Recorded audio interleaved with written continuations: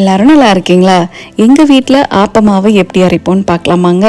1 cup அளவு இட்லி அரிசி, 2 cup அளவு பச்சரிசி, 1/4 கப் அளவு உளுந்துங்க, ஒரே 1 டீஸ்பூன் வெந்தயம் சேர்த்து இதை நல்லா ஒரு 5-6 தடவை கழுவி நைட்டே இதை ஊற வச்சிடணுங்க. காலையில் மாவு அரைக்கிறதுக்கு ஒரு மிக்சி ஜாரில் 1 கைப்பிடி அளவு தேங்காய் துருவினதோ இல்லாட்டி கீத்து போட்டதோ எடுத்துட்டு இந்த ஊற வச்ச அரிசியும் சேர்த்துட்டு ஃபஸ்ட்டு லேசாக அரைச்சி எடுத்துட்டு தண்ணி ஊற்றி மைய அரைக்கக்கூடாதுங்க.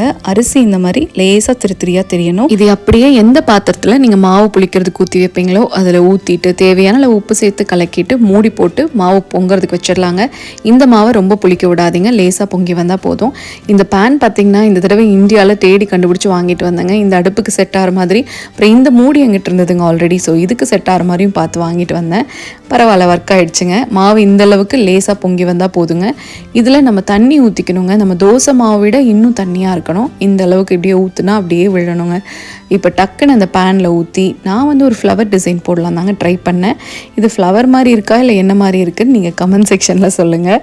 இப்போ இதை நம்ம டக்குன்னு பண்ணணுங்க. பண்ணிவிட்டு அந்த மாவு சென்டரில் வர மாதிரி விட்டுறணும். கொஞ்சம் ஒரு 1.5 கரண்டியை ஊற்றி பண்ணுங்கள். இப்போ ரவுண்டாக சுற்றணுன்னா இந்த மாதிரி ஊற்றிட்டு அப்படியே டக்குன்னு ஒரு சுற்று மட்டும் சுற்றிட்டுங்க அப்படியே மூடி போட்டு வச்சிடணும். இந்த ஆப்பமாவை மட்டும் கொஞ்சம் கவனமாக பண்ணணுங்க. ஒன்று ரொம்பவும் புளிக்கக்கூடாது, இன்னொன்று புளிக்காமல் இருக்கக்கூடாதுங்க. புளிக்காமல் இருந்ததுன்னு வச்சுக்கோங்களேன், இந்த மாதிரி ஹோல்ஸ் வராதுங்க, சாஃப்டாக வராது, மொந்தமாக வர ஆரம்பிச்சிடும்.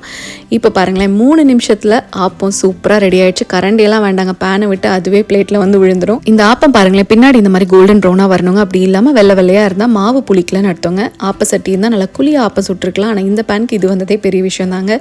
இன்றைக்கி நான் கேஷ்நட் குருமா தான் வச்சு சாப்பிட்டேன். அந்த வீடியோ இதோட லிங்க் பண்ணுறேன், வேணா செக் பண்ணி பாருங்கள். ஆப்பம் சூப்பராக சாஃப்டாக இருந்ததுங்க. கண்டிப்பாக மிஸ் பண்ணாமல் ட்ரை பண்ணி பாருங்கள். இப்போ ஒரு ஹாய் சொல்லிடலாமாங்க. Hi Harshika, Pranav Sai, thanks for வாட்சிங்.